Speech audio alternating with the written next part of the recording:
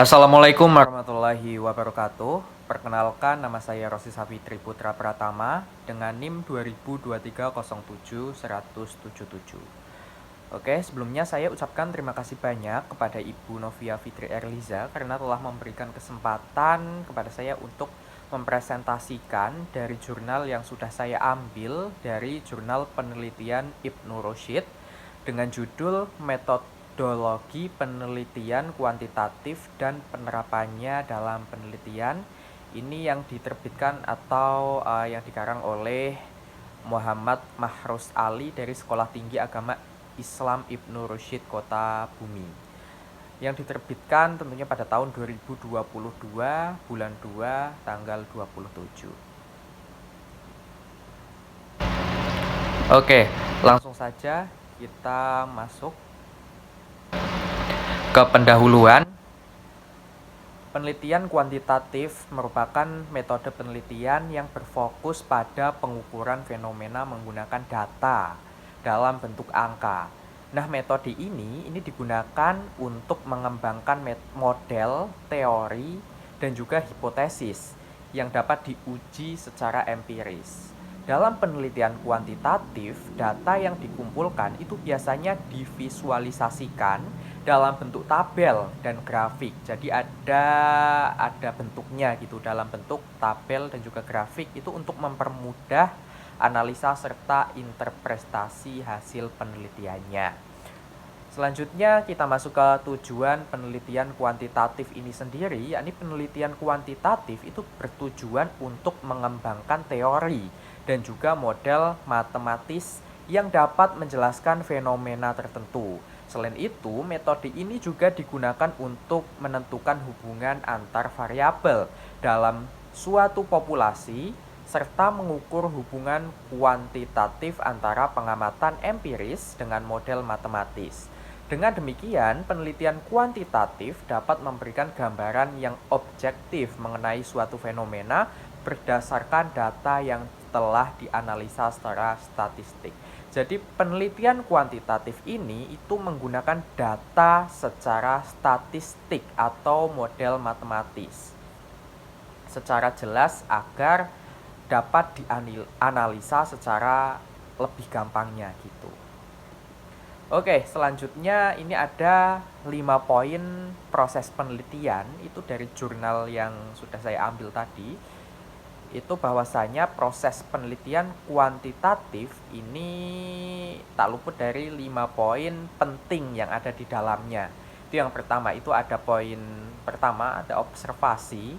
Observasi itu yaitu pengamatan terhadap fenomena yang ingin diteliti. Yang kedua ada pembentukan hipotesis.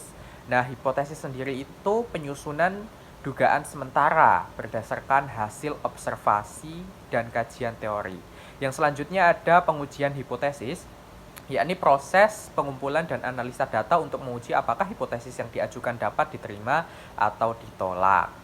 Yang selanjutnya itu ada poin kesimpulan, itu juga penting, itu untuk penarikan kesimpulan berdasarkan hasil analisis data yang telah dilakukan. Dan yang terakhir atau nomor 5 itu ada pengembangan teori, yakni apabila hipotesis yang diajukan terbukti secara konsisten, maka dapat berkembang menjadi teori ilmiah yang lebih luas.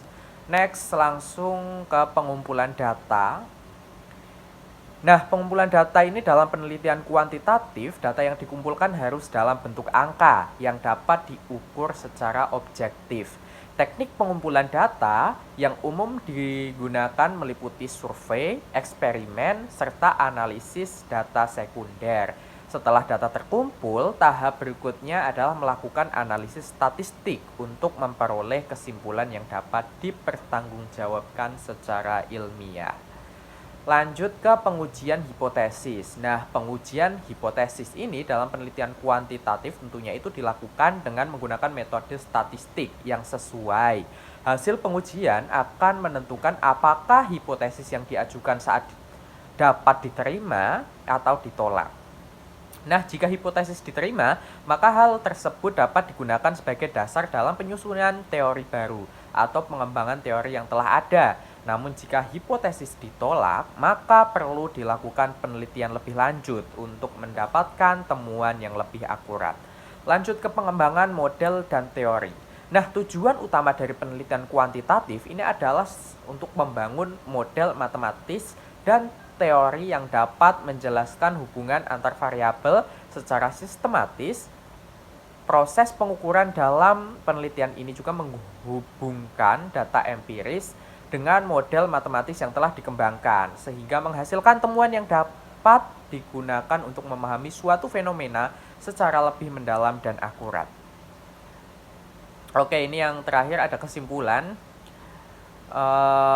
Metode penelitian kuantitatif ini memiliki peran yang sangat penting dalam pengembangan ilmu pengetahuan.